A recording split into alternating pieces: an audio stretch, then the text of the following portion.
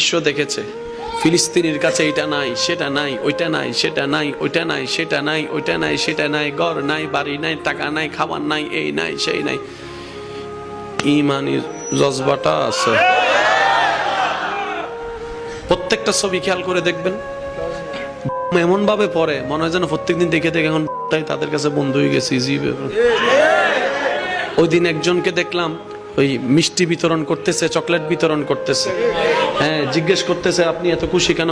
বলে যে আল্লাহর দরবারে শুকরিয়া, আমার সন্তান এতজন শহীদ হয়েছে, এতজন সন্তান শহীদ হয়েছে।